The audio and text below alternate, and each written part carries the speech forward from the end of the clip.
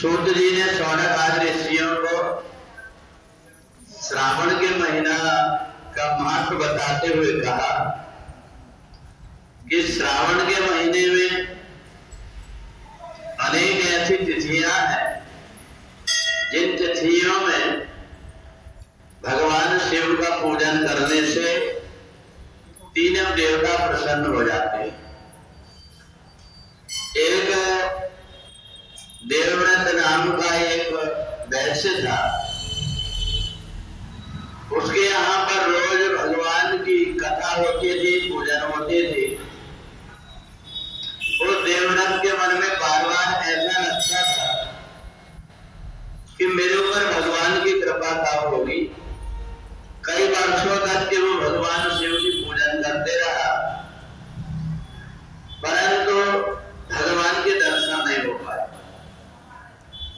एक दिन जैसे ही उसने भगवान की प्रार्थना करके आंख खोला तो तीनों देवता देवव्रत के सामने उपस्थित हो गए।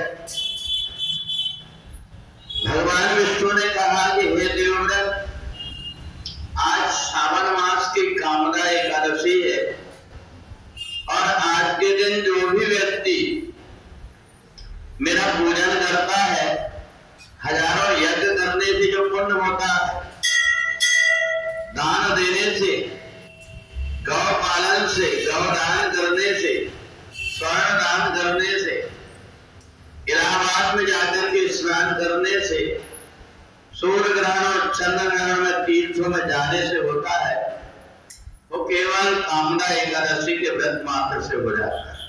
और इसलिए हम तीनों की तीनों देवता यहाँ पर प्रकट। तो उस समय जैसे ही देवव्रत ने देखा, मन प्रसन्न हो गया। मन प्रसन्न होकर के भगवान के चरणों में प्रणाम करके कहा कि हे देवता, एक बात बताइए कि आप तीनों की तीनों देवता एक साथ प्रकट क्या हो गए। तो भगवान विष्णु ने कहा, हे देवव्रत, तू रोज आरती में हम तीनों की ही आरती करता है। भगवान शिव की जो पूजन होती है उसमें तीनों देवताओं की आरती एक साथ हो जाती है। जो हम ओम जय शिव ओमकार गाते हैं, उसमें एक आनंद, चतुरानंद, पंचानंद, ये अलग अलग तीनों देवता है। अलग अलग देवताओं के हंसासन, गरुड़ासन, वृषभासन, हमें ये पता नहीं रहता अनजाने में भी कि हम किस देवता की पूजन कर रहे हैं। तो तीनों की तीनों देवता प्रसन्न इसलिए हो गए कि तुम तीनों का नाम लेकर के आरती गाते थे और ये भी कहते थे ब्रह्मा विष्णु सदाशिव जानक अविवेका और प्रणव अक्षर के मध्य ये तीनों एक। तो इसलिए हम तीनों देवता प्रसन्न हुए।